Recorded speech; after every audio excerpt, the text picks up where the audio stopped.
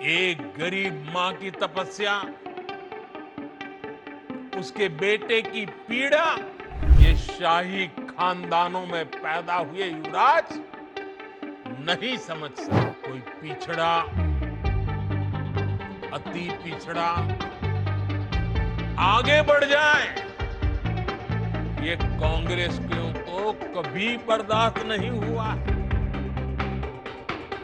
इनको लगता है नामदारों का तो अधिकार है कामदारों को गालियां दो। कभी ये मुझे नीच कहते हैं, गंदी नाली का कीड़ा कहते हैं, जहर वाला सांप बोलते हैं। मेरी स्वर्गीय मां को, जिसका शरीर नहीं रहा है, जिसका राजनीति से कोई लेना देना नहीं, ऐसी मेरी स्वर्गीय मां को भी अपने मंच से गालियां दिलवाने लगे। देश की जनता जनार्दन ने एक गरीब मां के कामगार बेटे को आशीर्वाद देकर प्रधान सेवक बना दिया। एक गरीब मां की तपस्या, उसके बेटे की पीड़ा, ये शाही खानदानों में पैदा हुए युवराज नहीं समझ सकते। ये नामदार लोग तो सोने चांदी का चम्मच लेकर पैदा हुए हैं।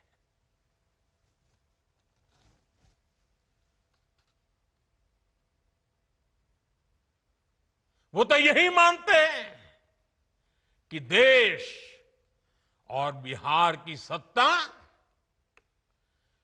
इन्हें अपने खानदान की विरासत लगती है। इन्हें लगता है कुर्सी इन्हें ही मिलनी चाहिए। लेकिन आपने, देश की जनता जनार्दन ने एक गरीब मां के कामगार बेटे को आशीर्वाद देकर प्रधान सेवक बना दिया। ये बात नामदारों को पच नहीं रही है। कोई पिछड़ा, अति पिछड़ा आगे बढ़ जाए, ये कांग्रेस को तो कभी बर्दाश्त नहीं हुआ है। इनको लगता है नामदारों का तो अधिकार है कामदारों को गालियां देना। इसलिए आए दिन ये गालियों की झड़ी लगा देते हैं। माताएं बहनें, आप भी सुना होगा, आपके भी कान पे पड़ा होगा कि मुझे भी इन्होंने कैसी कैसी गालियां नहीं दी। ये लिस्ट बहुत बड़ी लंबी है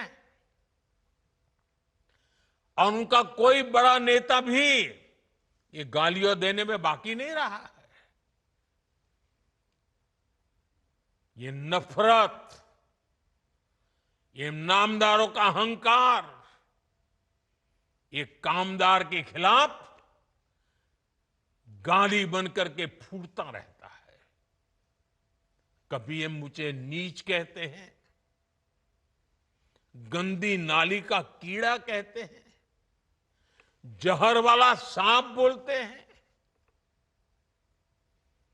आपने तो अभी अभी सुना होगा, यहां बिहार चुनाव में भी मुझे तू तड़ाक करके गाली देकर इनकी नामदार वाली सोच बार बार उजागर हो रही है।